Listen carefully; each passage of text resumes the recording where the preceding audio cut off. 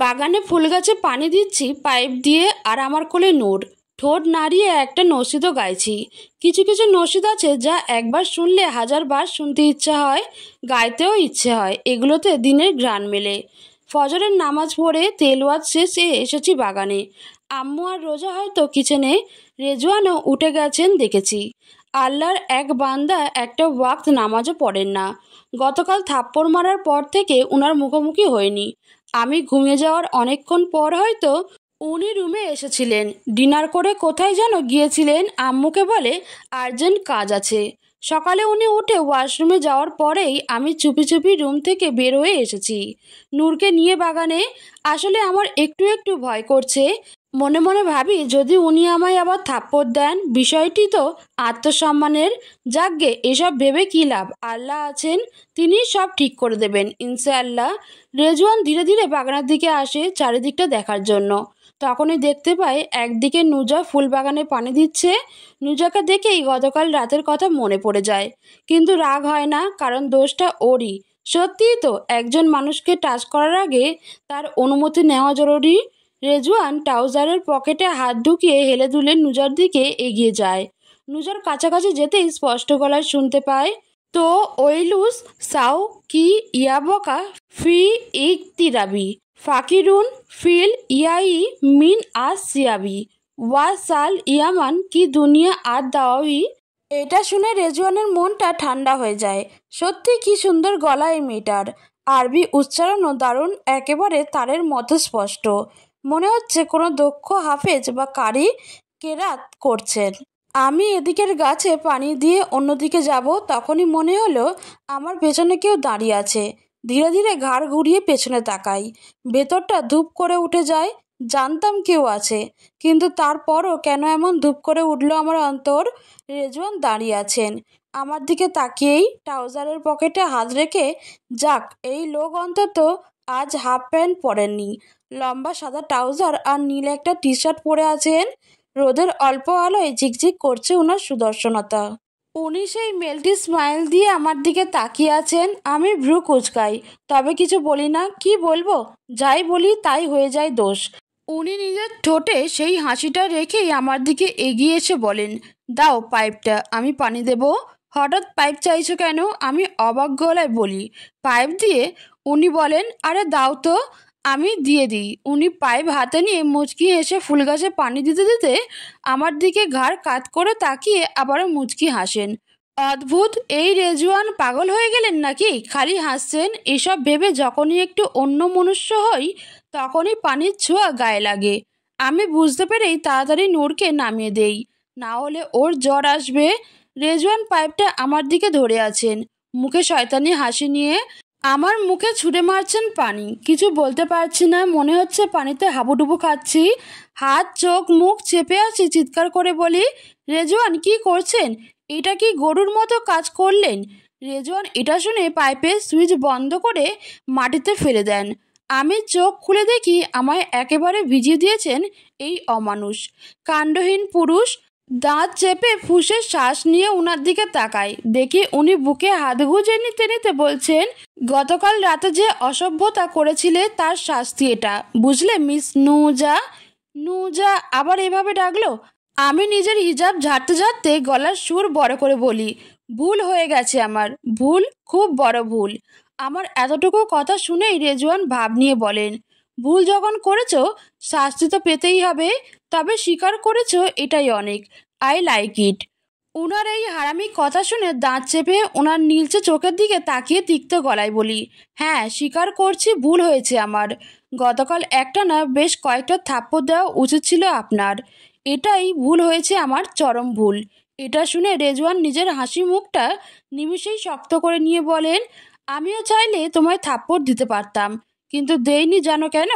কারণ আমার হাতের একটা থাপ্পড় খেলে তোমার দাঁতগুলো নেচে নেচে পড়ে যেত, মুখের চামড়া উঠে যেত, বুঝলে? তাই দেইনি। কি রে নুজা, তুই এইভাবে ভিজে গেলি কি করে? আমি কিছু বলতে যাব, তখনই এই প্রশ্নটা আম্মু আমাদের কাছে এসে করেন। উনার হাতে কফি, বুঝতেই পারি রেজওয়ানের জন্যই এনেছেন। আম্মু কফি মগটা রেজওয়ানের দিকে বাড়িয়ে দিয়ে বলেন, রেজওয়ান কফি। রেজওয়ান সেটি নিতে নিতে বলেন, আম্মু নু, এ বলে থেমে যান। আবারও আমার নাম ওভাবে ডাকতে যাচ্ছিলেন, কিন্তু আম্মুর দিকে তাকিয়ে নিজেকে সামলে নেন, স্বাভাবিক গলায় বলেন, নুজা আম্মু। নুজা বলছিল ওর গরম লাগছে তাই ভিজিয়ে দিয়েছি ঠান্ডার জন্য। মাবুদ, কি মিথ্যা! ছি, তুমি মাফ করো। আমি চুপ থাকি না, তাড়াতাড়ি বলে উঠি, না আম্মু, একদম মিথ্যা কথা। এ বলে উনার দিকে দাঁত চিবিয়ে তাকিয়ে কাঠগলায় আম্মুকে বলি, উনি আমায় ভিজিয়েছেন, এমনকি কোনো কারণ ছাড়া। আম্মু এটা শুনে মুচকি হেসে ওঠেন। মানে কি ভাই? উনি হাসছেন কেন? আমি কি কোনো জোক বললাম নাকি? আম্মু হেসে বলেন, কিন্তু পাইপ তো তোর হাতেই ছিল নুজা। আমি বলি, আমার থেকে এসে নিয়েছেন উনি, নিয়েই আমায় ভিজিয়েছেন পাইপ দিয়ে। আর কিছু বলি না। রাগে শরীর জ্বলছে। মানে এত বড় দামড়া ছেলে হয়ে কি করলেন উনি? সকালে, এই সাত সকালে মরণের গোসল করতে হবে এখন। আম্মু একটু সিরিয়াস হয়ে রেজওয়ানের দিকে তাকিয়ে বলেন, এটা কেন করলি? তুই কি বাচ্চা? বাচ্চাদের মতো কাজ করলি? রেজওয়ান কফিতে চুমুক দিতে দিতে রিল্যাক্স নিয়ে বলেন, আরে আম্মু, আমি একটু মজা করেছি। ওর সাথে এমন মজা করার রাইট তো আমার আছেই, বলো। আম্মু আর কিছু বলেন না, আমার হাত ধরে বলেন, আচ্ছা তুই চল ফ্রেশ হয়ে আয়। আজ প্রথমবার তাই কিছু বললাম না। আর যদি আবার এমন কিছু করে তো তুই আর আমি মামে মিলে ওকে সুইমিং পুলে চুবিয়ে দিব। এ বলে আম্মু আমায় নিয়ে যেতে থাকেন। আমি যেতে যেতে পেছনে তাকাই, অগ্নি চোখে ওনার দিকে তাকাই, ঠোঁট নাড়িয়ে বুঝিয়ে দিই, শয়তান পুরুষ। উনি দেখেই অভ্যেস মতো মেলটি হাসি দিয়ে আমার থেকে চোখ ফিরিয়ে অন্যদিকে তাকিয়ে ঠোঁট নাড়িয়ে বলেন, ব্রিটিশের বাচ্চা। আমি চোখ ফিরিয়ে নেই। এই লোকের দিকে আর তাকাতে ইচ্ছে হয় না, কিন্তু চোখ ফিরালেও কি হবে? ওনার হাসি মাখা মুখটা সামনে ভেসে ওঠে। হায় রে, মারাত্মক সেই হাসি। চোখ দিয়ে হাসলে ঠোঁট টেনে তা ফুটে ওঠে, সাথে ঠোঁটের কোণায় ডিম্পেলের ছায়া এসে ভর করে। অসম্ভব সুন্দর সেই হাসি। যে একবার এই হাসি দেখবে সে নিশ্চিত পাগল হবে, নয়তো মুগ্ধ হবে। আর এই মুহূর্তে আমিও আমার দুনিয়া ভুলে সেই মুগ্ধতায় ডুবে আছি। কিন্তু পরক্ষণেই ওনার কাজের কথা মনে পড়তেই সেই মুগ্ধতা পালিয়ে যায়, আর এক ঝাঁক রাগ এসে অন্তরে ঝাঁপ দেয়। রেজওয়ান কফিতে চুমুক দিতে দিতে বলেন, নুজামণি, তোমার এই হ্যাজেল চোখ দুটোতে রাগ বড্ড মানায়, বড্ড বেশি মানায়। আমি এসে গোসল করি। এই সকালে গোসল করা যে কতটা বিরক্তিকর তা বলে বোঝানো যাবে না। গোসল করে করিডোরে দরজা খুলে বাইরে আসি, আর তখনই দেখি রেজওয়ান রুমে ঢুকছেন। উনায় দেখেই রগে রগে রাগের বিদ্রোহ ফুটে ওঠে। রেজওয়ান রুমে প্রবেশ করে হেলে দুলে যেই সামনে তাকায়, তখনই রেজওয়ানের কাছে সময় কিছুক্ষণের জন্য থেমে যায়। নুজার দিকে ওর চোখ আটকে যায়। নুজার চেহারায় একটা অদ্ভুত প্রশান্তি রেজওয়ান দেখতে পায়। ওর ভেজা ত্বকে পানির ফোঁটা ঝিলিক দিচ্ছে, ঠিক শীতের সকালের হালকা কুয়াশার মতো। নুজার হ্যাজেল চোখগুলো গোসলের পর আরও ভিজে ভিজে লালচে লাগছে। মনে হচ্ছে এই মারাত্মক সুন্দর চোখে কোনো অজানা অভিমান ঘুমিয়ে আছে। নুজার এই চোখের ভাষা বোঝার জন্য কোনো শব্দের প্রয়োজন হবে না, শুধু তাকিয়ে থাকলেই যথেষ্ট। ওর চোখের মাঝে আগুন আর কোমলতা পাশাপাশি বাসা বেঁধেছে। কোনো মেকআপ নেই, কিন্তু তবুও চোখ দুটো এত প্রাণবন্ত বলে বোঝানো রেজওয়ানের পক্ষে সম্ভব নয়। নুজার খোলা চুলে লেগে আছে পানির কণা, চুলগুলো ইংরেজ নারীদের মতো প্রাকৃতিকভাবে কোঁকড়ানো। হাঁটু ছুঁয়ে নেমে আসা লালচে কালো তরঙ্গ এই চুল। ভেজা চুলের কিছু লট কপালে লেপ্টে আছে, আর ঘাড় বেয়ে পানির ফোঁটা গড়িয়ে পড়ছে ক্ল্যাভিকলের আশেপাশে। পরনে কালো একটা থ্রি পিস। সব মিলিয়ে নুজাকে এক হুর, সত্যিকারের হুর মনে হচ্ছে রেজওয়ানের। রেজওয়ান স্তব্ধ হয়ে তাকিয়ে থাকে নুজার দিকে। নিজের অজান্তেই ও তাকিয়ে থাকে, কিছু বলতে পারে না, শুধু অনুভব করে এই মেয়েটা একেবারে অন্যরকম। এই মুহূর্তে নুজাকে রেজওয়ানের মনে হচ্ছে কোনো এক গল্পের পাতা থেকে উঠে আসা এক মারাত্মক চরিত্র। রেজওয়ান ফিসফিসিয়ে ঠোঁট নাড়িয়ে বলে, তোমার এই দুনিয়া ভুলানোর সৌন্দর্যে আছে অর্কিডের মতো রহস্য, যা দেখলেই বোঝা যায় তুমি সহজ নয়, তুমি অসাধারণ। আবার ওর মন বলে, আমার চোখে তুমি পিওনি ফুলের স্যাডোজো। যতই চেয়ে থাকি ততই নিজেকে হারিয়ে ফেলি। রেজওয়ান দীর্ঘশ্বাস ফেলে, ঘোরের মধ্যে আবার বলে ওঠে, তুমি শুধু সুন্দর নও, তুমি রানুন কুলাসের মতো, যার প্রতিস্তরে লুকিয়ে আছে এক একটা আবেগ আর এক একটা সুন্দর গল্প। উনি আমার দিকে এক দৃষ্টিতে তাকিয়ে আছেন, কিন্তু কেন? আমি নিজেকে ভালো করে ওড়না দিয়ে ঢেকে নেই, কিন্তু তারপরও চোখ সরাচ্ছেন না এই বেহায়া পুরুষ। এতে তরঙ্গের মতো ছুটে গিয়ে আমি ওনাকে জিজ্ঞেস করি, নিজের চোখটা একটু সামলান মিস্টার শেখ। উনি আমার কথায় মনে হয় কোনো ধ্যান থেকে বের হন। ধ্যান থেকে বের হয়ে চারিদিকে তাকান, তাও এমনভাবে মনে হয় এইমাত্র দুনিয়ায় এসে পড়েছেন, এতক্ষণ অন্য কোথাও ছিলেন। আমি এটা দেখে দাঁত চেপে বলি, এভাবে তাকিয়েছিলেন কেন? রেজওয়ান এতে একটু এগিয়ে এসে ভাবুক গলায় বলেন, তুমি দেখতে একদম ব্রিটিশদের মতো। তার মানে তুমি আমাদের দেশের শত্রু? ছি, আম্মু কিভাবে একজন টেররিস্টকে আমাদের বাড়িতে রাখলো? কি এত বড় কথা! গা জ্বলে ওঠে এটা শুনে। এমনিতেই উনার জন্য গোসল করতে হয়েছে, এর মধ্যে এসব লাইন ছাড়া কথাবার্তা। আমি ঝাঁঝ ধরা গলায় বলি, আমি দেখতে ব্রিটিশদের মতো হতে পারি, কিন্তু আমি একজন খাঁটি বাঙালি, বুঝলেন? আর ভুলে যাবেন না, আপনি নিজে একজন মার্কিন, আপনার বাবা দাদা আমেরিকান। রেজওয়ান এটা শুনে আর চোখে তাকিয়ে বলেন, কথার প্যাঁচ তো ভালোই জানো, একদম ব্রিটিশদের মতো। এসব ফালতু কথা শুনে আমি বেশ বিরক্ত হই, সত্যি খুব বিরক্ত লাগে। আমি বিরক্তির সাথে বলি, প্লিজ এসব নাটক বন্ধ করুন, আপনার কথাবার্তা আমার একদম সহ্য হয় না। রেজওয়ান ঘাড়তারা ভঙ্গিতে বলেন, আমি বলবো তাতে তোমার কি? উচিত কথা বললেই দোষ, তাই না? এইসব কেমন ব্যবহার? মানে যা মুখে আসে তাই বলছে, পাগল নাকি? ও সরি, ভুলে গিয়েছি, গরুর তো আবার বুদ্ধি কম। আমি ওনার মুখ বন্ধ করতে বলি, আপনি আর একটা বাজে কথা বললে আমি গিয়ে যার কাছে বলবো, তখন উষ্টা খেয়ে ঠিক হবেন। এটা শুনে উনি তাচ্ছিল্যের হাসি দিয়ে আর চোখে একবার ভালো করে আমাকে পরখ করতে করতে বলেন, মিস ব্রিটিশ, 200 বছর তোমার পূর্বপুরুষ করছে আমাদের দেশে রাজত্ব, আর এখন দেখছি তুমি করতে চাও আমার জীবনের রাজত্ব। আমি ওনার চাউনি দেখে দাঁত চেপে বলি, তাকাচ্ছেন কেন এভাবে আমার দিকে? চোখ ঠিক করুন, এভাবে তাকাবেন না আমার দিকে। রেজওয়ান আমার দিকে কিছুটা এগিয়ে এসে বলেন, আমি তাকাবো, তুমি বলেছ না তাকাতে, তাই আরও বেশি করে তাকাবো, বুঝলে? আমি দাঁত চেপে বলি, খবরদার আপনি আমার দিকে তাকাবেন না, আপনার এই তাকানোতে আমার মাহরামের হক নষ্ট হবে। এটা শুনেই উনি ভ্রু কুঁচকে বলেন, মাহরাম? মাহরাম মানে তুমি এখানে হাজব্যান্ড বললেন, তাই না? আমি মাথা নাড়িয়ে উত্তর দেই, হ্যাঁ হ্যাঁ বললাম। এটা শুনে উনি চট করে সিরিয়াস মুডে এসে বলেন, তার মানে তোমার অন্য একটা হাজব্যান্ড আছে? কি? এটা কেমন কথা ভাই, এটা কেমন প্রশ্ন? আমি উনার দিকে মুখ তুলে তাকিয়ে বলি, আপনি হাজবেন্ড কোথায় পেলেন? উনি হঠাৎ করেই অল্প রেগে গিয়ে দাঁত চেপে বলেন, কেন? তুমি নিজেই তো বললে তোমার কারো হক নষ্ট হবে। ও, এর জন্য এই প্রশ্ন করছেন? আমি সংকোচ কাটিয়ে বলি, আমি মাহরাম মানে বলেছি যে আমার রিয়েল হাজবেন্ড মানে যার সঙ্গে আমার বিয়ে হবে, সংসার হবে ভবিষ্যতে, তার কথা। এটা শুনে কেন জানি উনার মুখে কিছুটা বিভ্রান্তি দেখতে পাই। উনি ইতস্তত করে বলেন, তুমি আবারও বিয়ে করবে? অদ্ভুত প্রশ্ন করছেন এই লোক। তবে আমিও সোজা উত্তর দেই, হ্যাঁ করব। আপনার সঙ্গে ডিভোর্স হওয়ার পর তো নতুন জীবন শুরু করতেই হবে, জীবন কি আর থেমে থাকে? রেজওয়ান সাথে সাথে আমায় আবার প্রশ্ন করেন, তুমি অন্য কাউকে বিয়ে করবে? অন্য পুরুষের সংসার করবে? অন্য কারো বাচ্চার মা হবে, তাই না? এমন প্রশ্নে আমি বেশ অস্বস্তিতে পড়ে যাই। কি হয়ে গেল? উনি হঠাৎ এমন কথা বলছেন কেন? আমি দীর্ঘশ্বাস ফেলে উত্তর দেই, ইনশাআল্লাহ এমনটাই হতে পারে।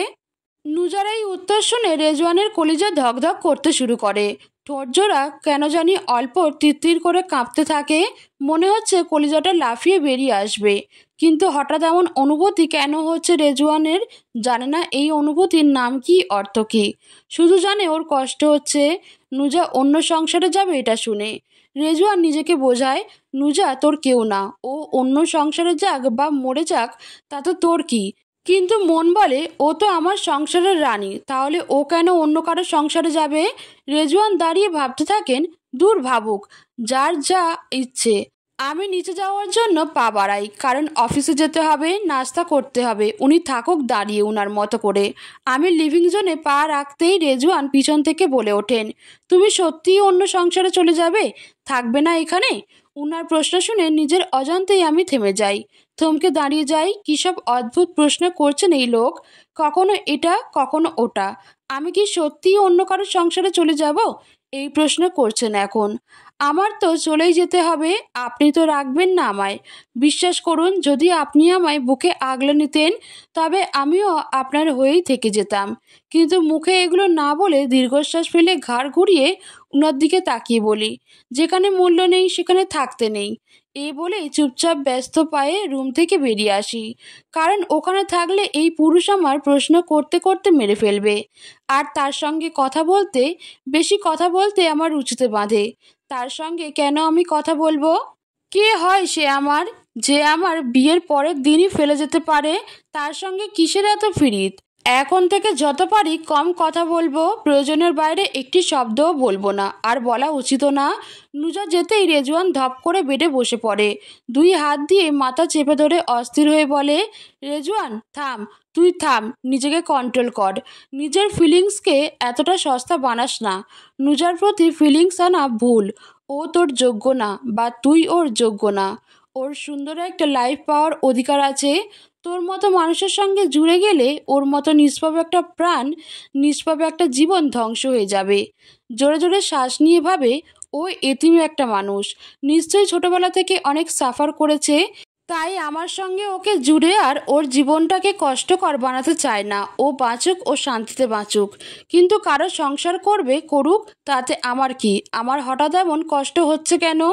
দাঁড়িয়ে আছি প্যাকিং লটে, অফিস যাব বলে। আমার সাথে রেজওয়ানও এসেছেন। উনি নিজের গাড়িতে উঠেছেন। রেজওয়ানের গাড়িটি বাগারটিল্লা ভয়টার 9 মডেলের। গাড়িটি গঠনশৈলী অত্যন্ত ফিউচারিস্টিক, আগ্রাসী এবং অ্যারোডাইনামিক। গা চাপা কালো রঙের এটি বেশ সুন্দর। এই গাড়িটি এটি রেজওয়ানের আসার বেশ কয়েকদিন আগে আম্মু নিজে জেনেভা থেকে গিয়ে কিনেছেন, কারণ জেনেভা, কুয়েত, দুবাই এসব জায়গায় সুপার বেয়ার কার পাওয়া যায়, তবে দাম হবে বহু কোটি টাকা। কিন্তু এতে তাদের কি? তাদের তো আর টাকার অভাব নেই। উনি আমার দিকে এক পলক তাকিয়ে নিয়ে ঘুরে গাড়ির দরজা খুললেন।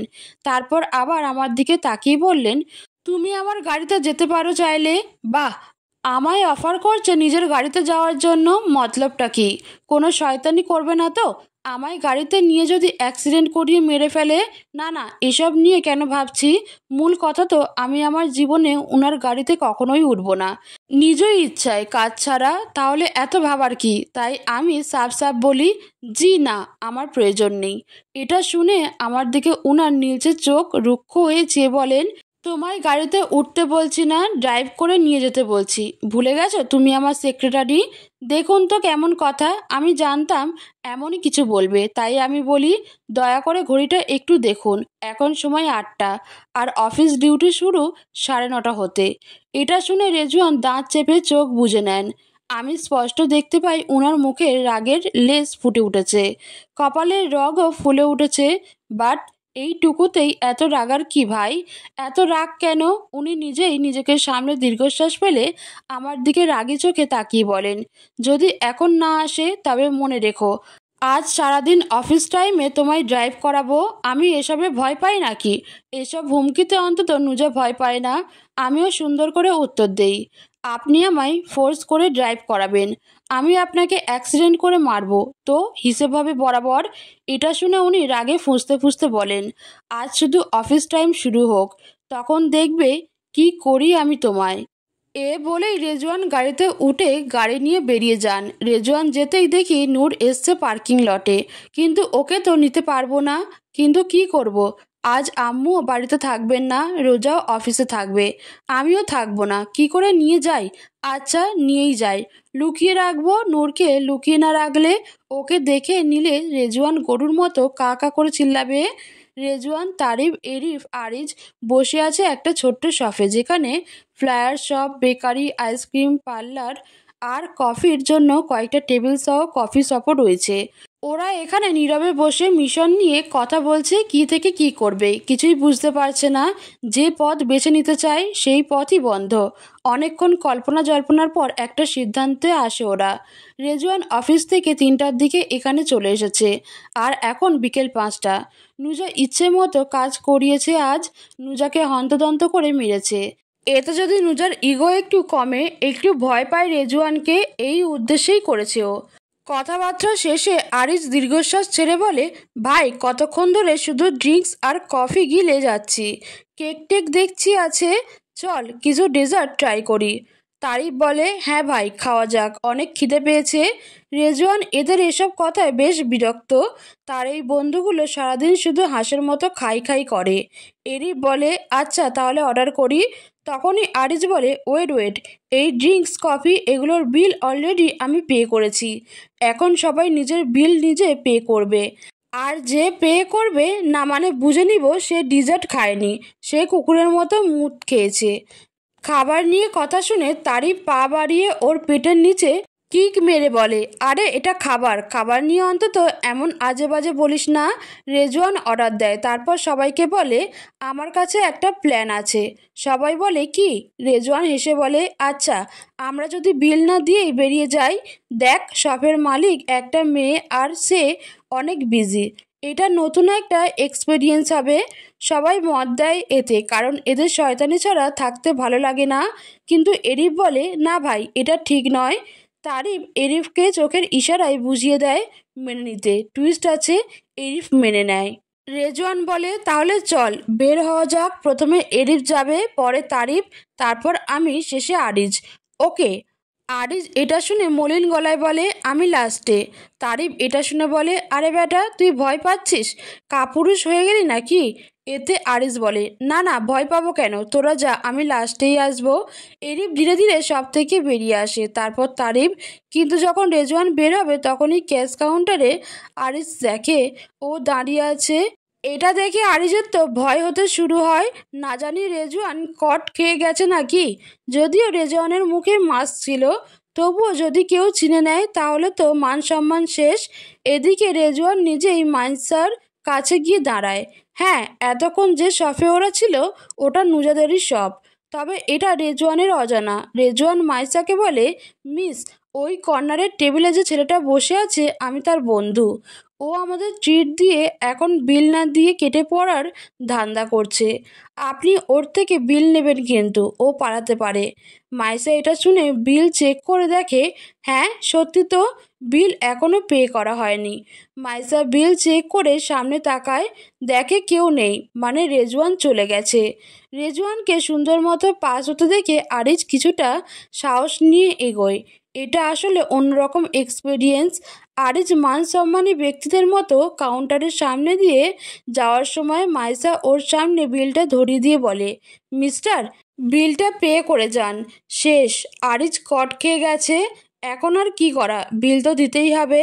তাই পকেটে হাত দেয় কিন্তু ওয়ালেট পায় না, ফোন খোঁজে কিন্তু ফোনও নেই। নিজের পকেটের এই দশা দেখে আরিজ স্তব্ধ হয়ে যায়, চোখ বড় বড় করে দাঁড়িয়ে থাকে। এটা দেখে মাইশা ভ্রু কুঁচকে বলে, বিল না দিয়ে পালানোর ধান্দা কাজে আসলো না তাই না? আরিজ এটা শুনে চোখ বড় বড় করে বলে, মুখ সামলে কথা বলুন, আপনাকে কে বলেছে আমি বিল দেব না? অবশ্যই দেব, কত হয়েছে বিল? মাইশা বুকে দুই হাত গুজে নিতে নিতে বলে, ওকে আমি সামলে নিয়েছি মুখ, আপনি দিন এবার বিল। 1300 হয়েছে। আরিজ এটা শুনে বলে, এত টাকা হয়ে গেল ডেজার্টে? মাইসার বেশ বিরক্ত লাগছে, মন চাচ্ছে আরিজকে ধরে উষ্টা দিতে, কিন্তু কাস্টমার বলে কথা। মাইসা বিরক্তিকর হাসি দিয়ে বলে, ডেজার্ট তো একটু খাননি, খেয়েছেন কয়েকটা, তাই দামটাও ততটাই, মেনু কার্ড দেখেননি নাকি?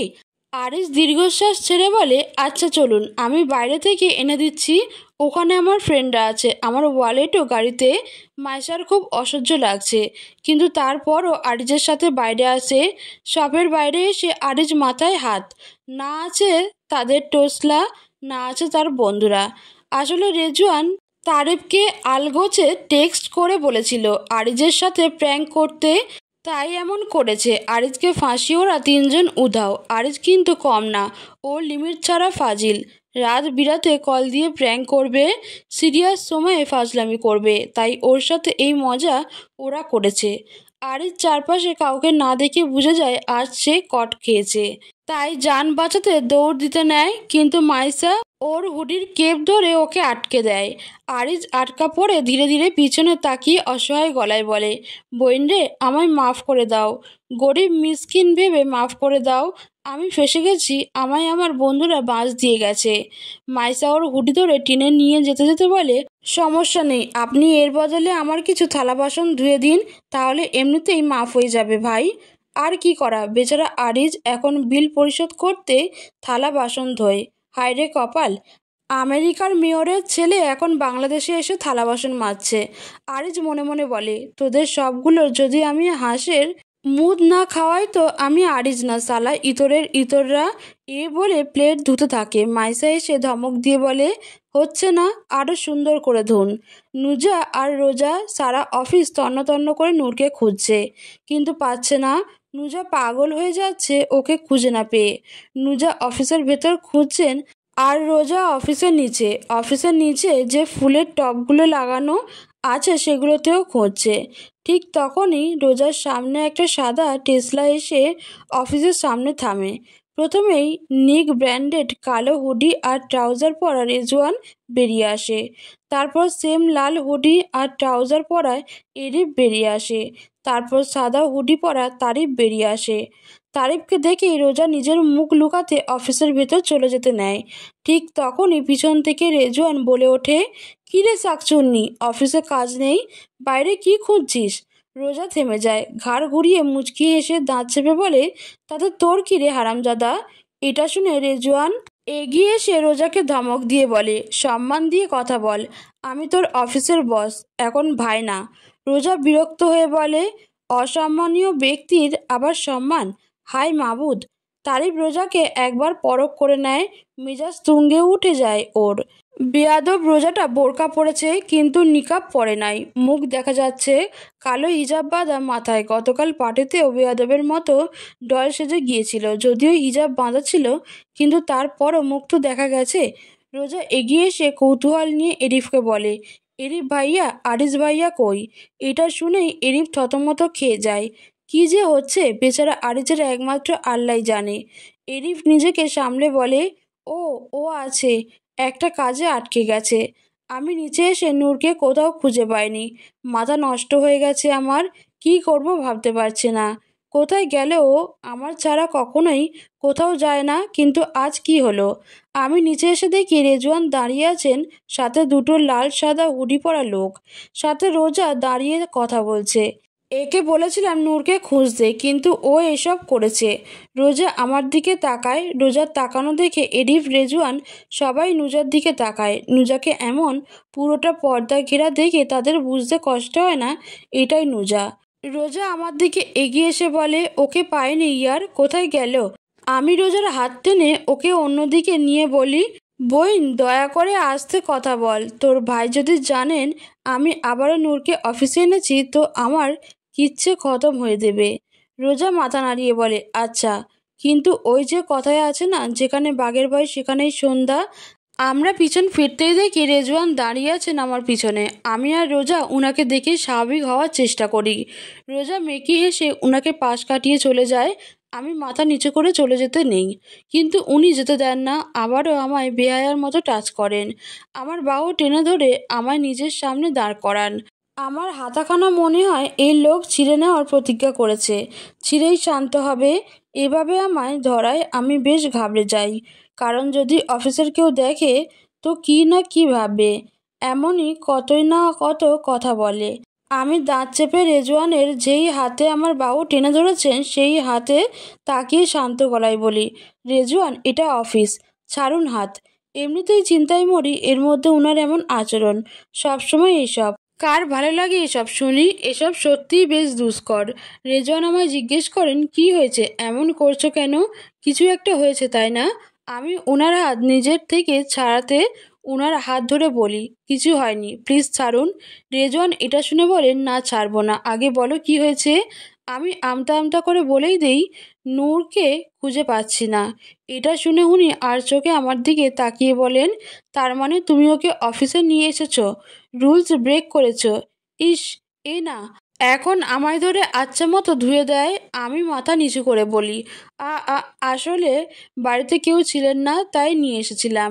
রেজওয়ান আমার হাত ছেড়ে দিয়ে আশেপাশে এক নজর চোখ বুলিয়ে প্রশ্ন করেন, কখন হারিয়েছে? আমি উত্তর দেই, আমি আসলে নামাজ পড়ছিলাম নামাজের রুমে, তখনও আমার সাথেই ছিল, কিন্তু আমি তেলাওয়াত করেছিলাম আর তখনও বেরিয়ে গিয়েছিল। আমি খেয়াল করিনি, পরে আর পাচ্ছি না।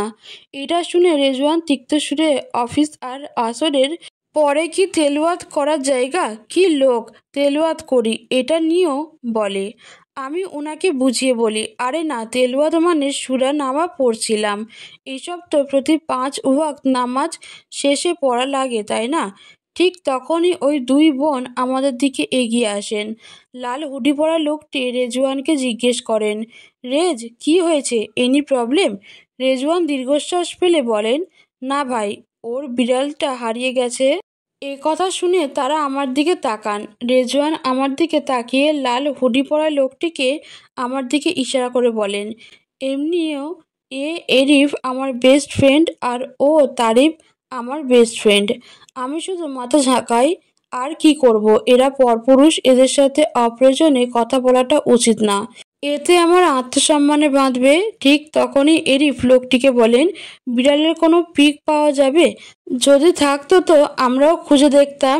আরিফ বলল, হ্যাঁ হ্যাঁ, এই অফিসের ভেতরেই নিশ্চয়ই আছে, ভালো করে খুঁজলে পেয়ে যাবে। আমি এটা শুনে নিজের ফোন থেকে নূরের একটা পিক বের করে রেজওয়ানের হাতে দিয়ে বলি, দেখিয়ে দিন। রেজওয়ান ফোনটা নিয়ে ওনাদের দেখান। ওনারা দেখে বলেন, আচ্ছা, আমরা খুঁজে দেখছি। রেজওয়ান আমার হাতে ফোনটা ফেরত দেন। ঠিক তখনই দেখি মাইসাও নিজের স্কুটি নিয়ে চলে এসেছে। ও কোনো এখানে এই সময় সব ছেড়ে এসেছে। ওর স্কুটির পেছনে সবুজ হুডি পরা একটা ছেলে। কিন্তু এই ছেলেটা কে? আসলে আরিজ পায়ে হাতে ধরে মাইসাকে বলছে তাকে কি যেন মাইসা এই অফিসে নিয়ে আসে। ওর কাছে টাকা নেই আসার, আর যদি নিয়ে আসে তবে আরিজ বিল পে করবে।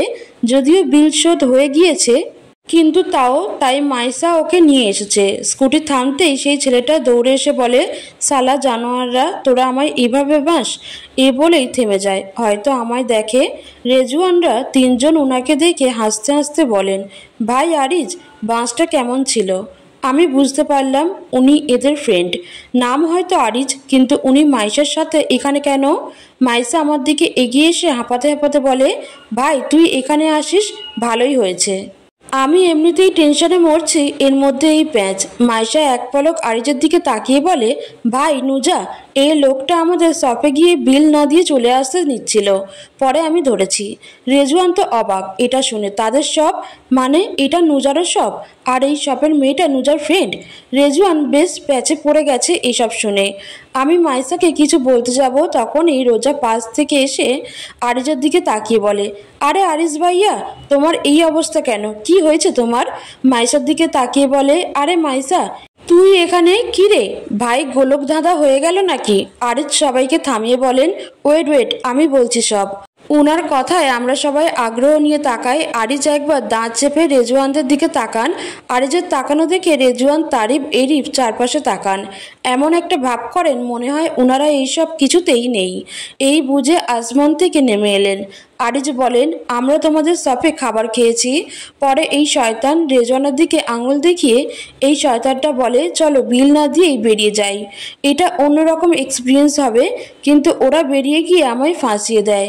আমার ওয়ালেট, ফোন সব নিয়ে গাড়ি নিয়ে আমায় অসহায় করে রেখে আসে। তারপর আমাকে এই শপের উনি এত খাটনি খাটান, সব থালা বাসন ধোয়ান। আমি এটা শুনে হতবাক হয়ে ওনাদের দিকে তাকাই। ভাই, এমন ফ্রেন্ড থাকার চেয়ে তো শত্রু অনেক ভালো। এত কিছু করার পরও আরিজ কিছু করছে না। ওদের রাগ দেখাচ্ছেন বটে, তবে সেটা রাগের মতো নয়। সত্যি ছেলেদের বন্ধুত্ব এমনই। মাইশা এগুলো শুনে বলে, আমি এসব কিছু জানি না, আমি আপনাকে নিয়ে এসেছি। আমার স্কুটির চার্জ গেছে, এর জন্য টাকা দিন। আরিজ দাঁত চেপে রেজওয়ানের কাছে গিয়ে ওনার পকেট থেকে নিজের ওয়ালেট নিয়ে মাইসার দিকে কিছু ডলার এগিয়ে দিয়ে বলে, নিন মিস থরথরি, টাকার জন্য তো আপনার মরণ হয়ে যাচ্ছিল, নিন টাকা। মাইশা এগুলো নেয় না, নাক মুখ কুচকে বলে, এত টাকা হয়নি, আমার 100 হয়েছে, 100 দিন। আরিজ এটা শুনে বলেন, আমার কাছে খুচরো নেই। মাইশা বলে, আচ্ছা যান, মাফ করে দিলাম। আমি আর একটা কথা মাইসাকে বলতে না দিয়ে ওর হাত ধরে অন্যদিকে নিয়ে গিয়ে বলি, ভাই এবার তুই টাকার হিসেব বাদ দে, আমার নূরকে খুঁজে পাচ্ছি না, কিছু কর। মাইসা এটা শুনে হাঁ হয়ে বলে, কি বলতেছিস কি? ওকে কিভাবে হারালি? পিছন থেকে রেজওয়ান হাততালি দিয়ে ওঠেন, মানে সবাইকে নিজের দিকে তাকানোর জন্য এমন করেন। উনি বলেন, সো সবাই চল, আমরা সবাই মিলে একটু খুঁজি। উনার কথা আমরা সবাই মাথা নাড়াই। রেজওয়ান দীর্ঘশ্বাস ফেলে রেজওয়ান নিজের হুডিটা খুলে কোমরে জড়িয়ে নিলেন। হয়তো এমনিই খুলেছেন, কিন্তু আমার দিক থেকে দেখলে হুডির নিচে পড়া কালো স্কিন ফিট গেঞ্জিটার তলায় ওনার বডি স্ট্রাকচার একদম peak perfection. Sharp shoulder, skin cut abs, biceps সব কিছু এমনভাবে হাইলাইট হচ্ছে মনে হচ্ছে গেঞ্জিটা এই ওনার জন্যই বানানো হয়েছে। চোখ আটকে গেছে অল্পের জন্য, আমার না চাইলেও আটকে যায়। কতটা অ্যাট্রাকটিভ! ওনার ছাঁটা জিম বিল্ড বডিটা একদম নজর কাড়ার মতো। শার্প শোল্ডার আর স্কিন চেস্ট লাইন, এমনকি অ্যাপসের হালকা আউটলাইন পর্যন্ত গেঞ্জির তলায় স্পষ্টই দেখা যাচ্ছে। জানি না কেন অবাধ্য চোখ আমার শুধু ওনার দিকেই যাচ্ছে। আরে আমার চোখ এমন কেন? এই হাজারো চিন্তার ভেতরেও কেন এই একজন মানুষ এতটা স্পটলাইট কাটছে? আচ্ছা, এখন কি সত্যি হুডি খোলার দরকার ছিল? বিড়াল খোঁজার নাম করে মানুষ পাগল করার প্র্যাকটিস করছেন না তো উনি? ওনার বাইসেপস একটু নড়লেই আমার চোখ নিজে নিজে ট্র্যাক করে নেয় তা। দূর, আর ভালো লাগে না এইসব। এই চোখ খুলে হাত নিয়ে নিতে মন চাচ্ছে। ঘাট থেকে বুক সব জায়গায় টান টান ত্বক আর ঘামের হালকা চকচকে একটা গ্লো ওনার বডিতে। ছি ছি নুজা, তুই এমন কেন হচ্ছিস রে দিন দিন? তোর মাইন্ড, তোর মন সব দেখি একবারে তলানিতে। আমি এইভাবে একজন পুরুষের দিকে তাকাচ্ছি কেন? ভাগ্যিস কেউ দেখছে না, না হলে বেহায়া তকমাটা চোখে লাগিয়ে দিত। এই চিন্তার দুনিয়া থেকে বের হয়ে আবার বাস্তবে ফিরি। চারিদিকে চোখ বুলিয়ে খুঁজতে থাকি আমার নূরকে। আমরা সবাই খুঁজছি, আমি, রেজওয়ান, মাইসা, রোজা, তারিফ, এরিফ, আরিজ, সবাই। মনের ভেতর এক ধরনের ভরসা জেগেছে আমার কেন জানি মনে হচ্ছে ঠিকই পাবো আমরা ওকে। এখন রাত হয়তো 11টার মতো। আমি ব্যালকনির এক কোণে বসে আছি, হাঁটুতে মুখ গুজে। মনটা বড্ড খারাপ, বড্ড মন চাচ্ছে হাউমাউ করে কাঁদতে। নূরকে খুঁজে পাইনি, আমার মায়ের শেষ চিহ্ন। আমার সবচেয়ে আপন প্রাণীটাও আজ আমায় ছেড়ে চলে গেল। আমার নিয়তি আমায় শুধু শূন্য করে দিচ্ছে, শুধু শূন্য। নিজে না চাইতেও আমার চোখ বেয়ে পানি পড়ছে। আমি সহজে কাঁদি না, যত কঠিন পরিস্থিতি আসুক না কেন। আমি নিজেকে বুঝিয়ে নিই, আমি নিজের চোখের পানি ফেলি না, কারণ আমি বিশ্বাস করি এই চোখের পানি রবের ভয়ে আর তার ভালোবাসার জন্যই পড়া উচিত। অন্যথায় তা ফেলা শুধুই একটা বোকামি। কিন্তু এই আমি আজ কাঁদছি, তাও নিজের বিড়ালের জন্য। হয়তো ভাববেন আমি বাচ্চামি করে বা আবেগের বশে কাঁদছি। না, আমি আবেগে কাঁদছি না, আমি ভালোবাসার টানে কাঁদছি। আমার কিছুতেই মন বসছে না, কিছুতেই না। গলা দিয়ে খাবার অবধি নামছে না। এই মাগরিব আর ঈশার নামাজ আমি অনেক কষ্টে পড়েছি। যখনই জায়নামাজের সামনের দিকে চোখ পড়ে আর ওকে দেখতে পাই না, তখনই মনটা খাবলে ওঠে। আমি কিছুতেই নিজেকে বুঝাতে পারছি না আমি ব্যর্থ। আমি ব্যর্থ নিজেকে বুঝতে। আজ 7টা অবধি আমরা সবাই খুঁজেছি। অফিসের প্রতিটি ফ্লোর, কিচেন, স্টোর সব খুঁজেছি। অফিসের বাইরেও খুঁজেছি, কিন্তু পাইনি। অফিসের ভেতরের প্রতিটি সিসিটিভি চেক করেছি, কিন্তু পাইনি। তবে শেষবার শুধু ওকে দেখা গেছে অফিস থেকে বেরিয়ে আসতে। আমার ভয় করছে অফিস থেকে বেরিয়ে এসে ওনা রোডে চলে গেল। রোডে গেলে কি ও থাকবে বেঁচে? এত গাড়ি চলাচল, না, আমার পক্ষে আর ভাবা সম্ভব হচ্ছে না, আর সম্ভব না। তখন হঠাৎ রেজওয়ান গলা শুনতে পায়। উনি মৃদুস্বরে আমায় ডাক দেন, নুজা। আমি মুখ তুলি না, কারণ আমি কাঁদছি, আর আমি চাই না কেউ আমার দুর্বলতা জানুক, অন্তত রেজওয়ান তো নয়ই। রেজওয়ান আবার ডাক দেন, নুজা। আমি ঢোক গিলে গলা পরিষ্কার করে ধীরে ধীরে মাথা তুলে তাকাই ওনার দিকে। উনি আমার সামনে দাঁড়িয়ে আছেন। নুজা যেই না মুখ তুলে ওর দিকে তাকায়, সাথে সাথে রেজওয়ানের ভেতরটা ধক করে ওঠে। নুজার ফর্সা মুখখানা লাল হয়ে আছে, চোখ জুড়ে পানি, ঠোঁট জোড়া অল্প অল্প কাঁপছে, নাগার চোখ অতিরিক্ত লাল হয়ে গিয়েছে, মনে হচ্ছে টোকা দিলেই রক্ত পড়বে। রেজওয়ান বেশ বুঝতে পারে এই মেয়ে কেঁদেছে। রেজওয়ান স্বপ্নেও ভাবেনি নুজার মতো মানুষ একটা বিড়ালের জন্য কাঁদবে। রেজওয়ান নুজার সামনে এক হাঁটু গিরে বসে। আমি নিজের চোখ মুখ মুছে নেই। রেজওয়ান আমার সামনে বসে আমার দিকে তীক্ষ্ণ চোখে তাকিয়ে বলেন, তুমি কাঁদছো? ওনার এ প্রশ্নে আমি ইতস্তত বোধ করি। বিষয়টা খারাপ, উনি আমায় কাঁদতে দেখে প্রশ্ন করলেন, অর্থাৎ এখন উনি হয়তো আমার দুর্বল ভাবছেন, কিন্তু আমি নিজেকে কারোর সামনে দুর্বল প্রমাণ করতে চাই না। আমি মাথা নাড়িয়ে স্বাভাবিক হওয়ার চেষ্টা করে বলি, কই না তো, এমনি একটু কষ্ট হচ্ছিল ওই। এ বলে আমি মাথা নিচু করে নেই, কারণ আর কিছু বলা আমার পক্ষে সম্ভব নয়। আমার গলা ধরে এসেছে প্রায়, আমার চোখের পানি পড়ে যাবে। রেজওয়ান এটা শুনে ফুস করে শ্বাস ফেলেন, নিজের হাত বাড়িয়ে আমার 2 গালে রাখেন। গা জ্বলে ওঠে আমার। গালে কেন হাত রেখেছেন উনি? আমার ছোঁয়ার সাহস হয় কি করে উনার? আমি অনুমতি দিয়েছি নাকি টাচ করার? রেজওয়ান নিজের নীলচে চোখ দিয়ে আমার চোখের দিকে তাকিয়ে শান্ত গলায় বলেন, তোমার চোখে পানি বড্ড বেমানান, তাই পানি একদম ফেলো না নুজা। আমিও খুঁজে দেখব তোমার বিড়ালকে। আমি উনার কথায় কেন জানি একটু যুক্তি আর একটু আশ্বাস খুঁজে পাই, কিন্তু তারপরও শান্ত গলায় শক্ত চোখে উনার দিকে তাকিয়ে বলি, কার কথায় আমায় ছুঁয়েছেন?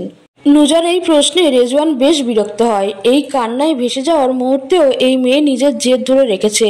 সত্যি এই নুজা বড্ড অদ্ভুত, বড্ড জেদি। আমার কথা শুনে রেজওয়ান কিছু সময় চুপ থাকেন।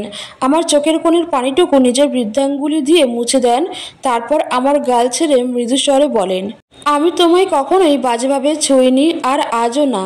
আমি জাস্ট তোমায় বোঝাচ্ছিলাম। আমি উনার কথা শুনে কিছুটা ইতস্ততই ভুগি, তারপরও বলি, জি বুঝেছি, তবে আর কখনোই আমার অনুমতি ছাড়া আমায় ছুবেন না। উনি মাথা নাড়িয়ে বলেন, আচ্ছা। এই বলেই উনি উঠে দাঁড়ান। হয়তো চলে যাবেন। চলে যাওয়ার জন্য 2 পা এগোন, তারপর আবার সামনে এসে দাঁড়ান। হঠাৎ এই লোকটার কি হলো? এই যাচ্ছে আবার আসছে। উনি আমার দিকে একটু ঝুঁকে নিজের ডান হাতটা আমার দিকে বাড়িয়ে বলেন, উঠে এসো, অনেক রাত হয়েছে। আমার কেন জানি কেমন লাগছে ওনার এই হাতখানা দেখে। উনি হাত বাড়িয়েছেন আমার দিকে। সত্যি উনি আমায় ধরবেন? আমি অবাক চোখে এক পলক ওনার হাতের দিকে তাকাই, তারপর আবার ওনার মুখের দিকে। এই মুহূর্তে মনে হচ্ছে কেন উপন্যাস রচিত হচ্ছে আমার সামনে। উপন্যাসে যেমন নায়ক নিজের প্রিয়তমার দিকে এভাবে ভালোবেসে হাত বাড়িয়ে দেয়, ঠিক তেমনই রেজওয়ান আমার দিকে হাত বাড়িয়ে দিয়েছেন।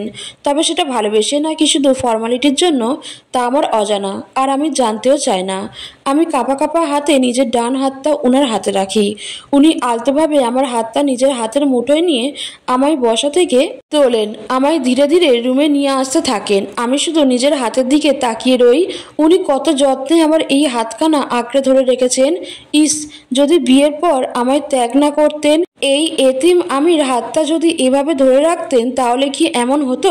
খুব কি ক্ষতি হয়ে যেত? কেন এমন হলো না? আমার একটা সুন্দর সংসার কেন হয়েও হলো না? কেন আমি সব হারিয়ে ফেলি? কেন?